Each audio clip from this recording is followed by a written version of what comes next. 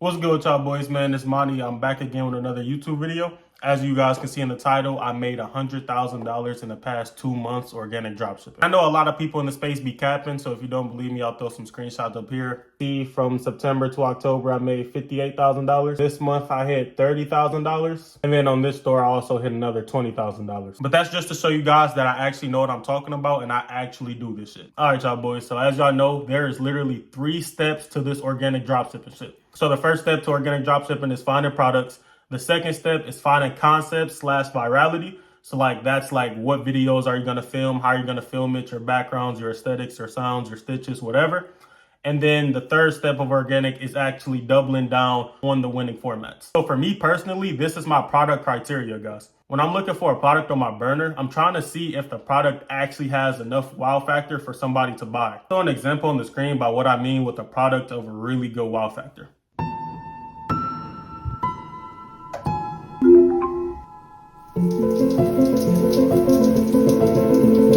Now, as y'all seen from that video, that product is a fucking banger. I actually think the guy that ran that product literally had back-to-back 100K fucking months.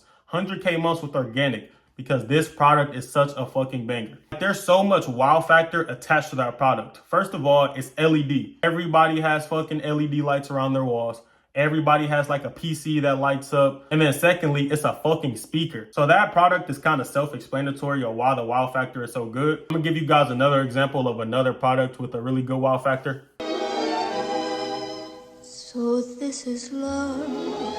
And then I'll brush and brush and brush and brush my hair. Look at this trove, treasures untold. Now, as y'all see, that wow factor is completely different from the first product, because with this wow factor, it's just a wine glass. The wine glass isn't doing anything special. It's not doing anything out the ordinary. The only reason why people actually buy this product is because of the wow factor of the aesthetic, purely off the aesthetics and purely off of how it looks. So after I check if the product has a really good wow factor, then I dive into the niche. What niche am I selling it to? Who's actually going to buy my product? For me personally, when I dive into the niche, what I kind of focus on is, does the niche even have fucking purchasing power? A lot of you guys are so focused on this, passionate niche word, that y'all are just willing to run anything that there's fans for. For example, a lot of these anime products, bro, it convert just low per mil just because you're catering mostly towards fucking children, bro.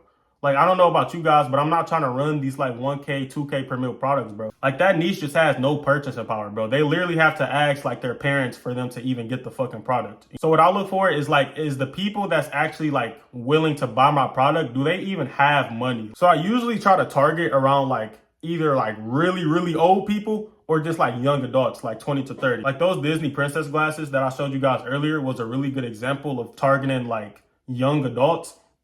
Because a lot of the people that used to watch those Disney princess movies Frozen, Tangled, Brave, whatever the fuck princess shit they were showing, people that used to watch that were kids at the time, and now they're grown up. So now it's they're 20, 25, 30 years old, and now they're willing to actually buy the product. Something that the Disney wine glasses also did really good is the fact that it's a wine glass, bro. No kid is going to buy a fucking wine glass. So if I'm scrolling on my burner, I would know that this product is a fucking banger, because it's targeting an older demographic. No little kid is finna go buy a wine glass. Actually, in a passionate niche, Disney princesses, it hits an emotional factor as well, because it's you're hitting that nostalgic feeling in them, because now they're thinking about, their favorite princesses as a kid, the movies they used to watch as a kid. You're using the same sounds that they used to sing in the fucking bathroom when they were kids. That product is a fucking banger. The third thing that I look for a product is if it's saturated or not.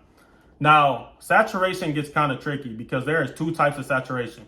There's view saturation, and then there's market share saturation.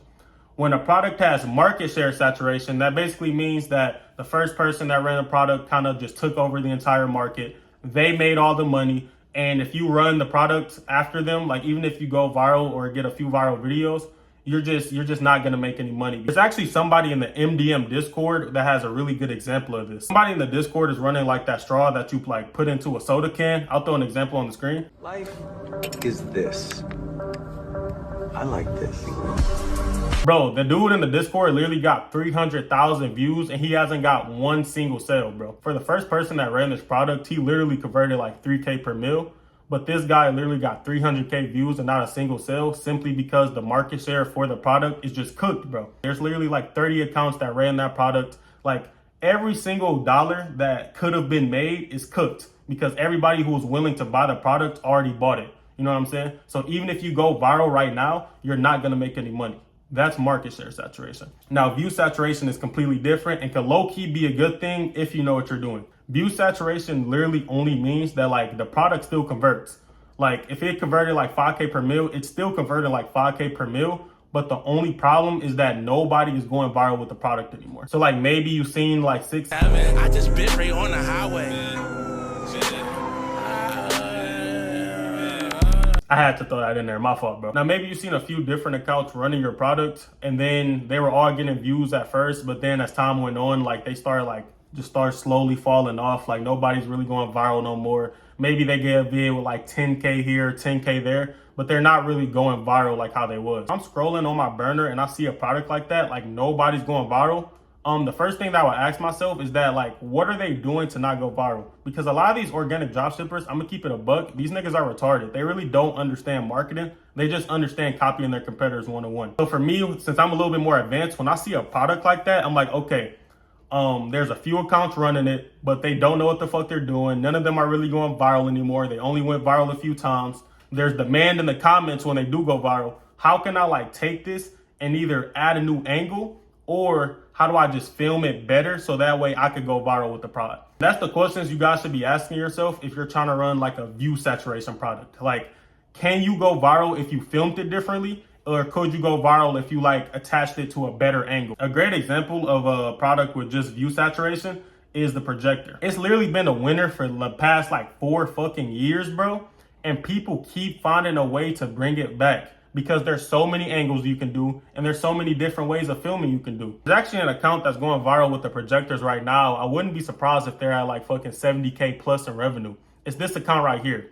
His content really isn't nothing crazy. It's not like this fucking, he's just a demon at content. The only reason that he's going so viral is simply because he's filming in a different way than everybody else. That can literally separate you and all your competitors. Like his content is just so much more like organic, like it's one shot to show off the projector. Everything kind of just feels organic. While these other videos, like you could just tell they're copying like a blueprint. Like they're just copying this one-of-one fucking blueprint. And that's why the second guy is printing right now. So boom, after you complete all those check boxes and you actually approve a product, you order it to your house, and now it's crunch time, bro. It's time to fucking film. Now I tell everybody in the Discord, I tell everybody who asks me for help, your first video should always be one-of-one. And when I say one-of-one, for some reason, people don't understand what I'm saying. I should see no difference whatsoever in your guys' video. So if you guys are running like a fucking, I don't know, like a golf blanket, and your competitor is wearing like this all black fit, he got a black t-shirt on, got some black joggers on, black Air Forces, ski mask, chain, you better copy and paste his entire apparel, bro. Literally, like you should look exactly the same. If you don't got an all black fit, go buy it, bro. Like everything should be the same. If he filmed in the kitchen, you film in the kitchen. Like if somebody filmed the kitchen, don't just film fucking like outside, bro. That's not one-of-one. If you're the second, third person on the prod and you copy somebody one-of-one, you're going to go viral. After you copy your competitors one-of-one, the next thing you should do to test your product is implement concepts that you found on the burner. A lot of you guys only think that like, oh, if I'm running a blanket, I only have to copy like blanket videos on my For You page. No, bro. You can copy any product, even if it has no relevance to yours. So you tested one-of-one and then you started to implement concepts that you've seen on your burner. By this time, you should kind of know if your product is ready to like either take off or drop by this point, right? You should have either had your first viral video or at least a big outlier video. Now, what an outlier video is basically like if you're averaging like 1K views and then one of your video gets like 10K views, that's an outlier, because that all your videos average like 1K and this one got 10K. The first thing that you should change in your outlier is any negative parts in the video. So when I see an outlier, this is what I think about it, right? If a video gets like, I don't know, like 15, 20K views, right? Like it's like a semi-viral video. That video could have touched 100K views. There's something in that video that's stopping it from touching 100K and kind of capped it out at 10K. And a lot of the times when I'm reviewing y'all guys' content, the thing that's stopping y'all from like getting like over 10, 20K views is that you guys are not matching like the hand movements and the sound together, bro. That is a fucking necessity. You need that to be in every single last video for you to actually go viral. A good example of somebody who matched the hand movements and the sound perfectly is this account right here.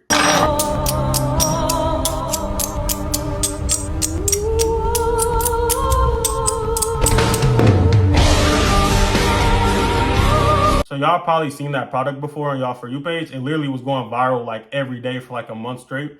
And the reason it kept going so viral is simply because the hand movements like match the sound so fucking perfectly, bro. Another sauce point for you guys, like if your product makes a sound, make sure to keep that sound in the video, bro. That is the biggest reason why these guys went viral literally every single day for the past month, was simply because like hearing that like magnetic Legos like clashing together when building, that shit was satisfying as fuck, bro. That's another virality point. And then if y'all peep at the end when he finally like set the Lego down, and he switched to the next frame, the beat dropped, bro. As soon as he switched to the next frame, the beat drops like that. And that's a very viral fucking concept, bro. Everything was perfect. The hand motions was perfect. The speed of the video was perfect. A lot of you guys aren't doing that. And that's the reason that you guys get capped out at like 15, 20K views. Guarantee you, if that video didn't have like the magnetic shit like clashing like in the video, and then at the end, if it wasn't aligned with the beat drop, he literally would have like capped out at like 15, 20K views. Those like small little differences make so much more of an impact with your video, guys. So you have to really pay attention to that shit. After implementing everything I said, you should have a fucking like winning format by now. You went viral, you made your store, you probably got a few $100 days. Maybe you got your first ever 1K day. Now you have the fucking sauce. And now it's time to really double down on that concept. You should really just spam that format, bro, until it doesn't work anymore. When you're spamming that format, make sure, like if you're posting like 3 times a day on TikTok, 2 of the videos should be the same exact format. And then maybe 1 of the videos is like something that you like seen on the burner or something that you've seen from these research. Like 1 is like a different video, but 2 out of 3 of the videos should always just be the same exact format over and over and over and over. If you post it on TikTok, I usually post around like 2 to 3 videos a day. But on Instagram, I be posting like 6 videos a day, bro. And out of those 6 videos, like literally like 4 of them is like the same content over and over and over and over. And then like 2 of them, I'll like implement like some shit that I seen on my burner. And that's really it, boys. That's the same exact formula that I used to hit $100,000 in the past 2 months. It really is crazy that I'm even fucking saying that shit, bro. If y'all watched my last video, I literally recorded my first ever 1K day. And to imagine that 2 months later, I made 100 racks, that shit is fucking crazy, bro. But I love y'all boys. That's it for the video. Make sure y'all boys join the MDM Discord. The link will be in the description. If you guys like the sauce that y'all see in my videos and want to get a chance to work one-on-one with me, you can. Just DM me on Instagram. That will also be in the link in the description. I'm gonna personally get back to you, bro, and we go run this shit up, bro. I'm trying to see everybody print. I'm not an envious person. I genuinely want to build the greatest community inside this organic shit. And I want to see everybody make money, bro. Like, I'm starting to come up. Now I'm trying to see some of y'all boys start to come up. Simple, bro. I'm out this bitch. I love y'all boys. I'm going to see y'all in the next one, man.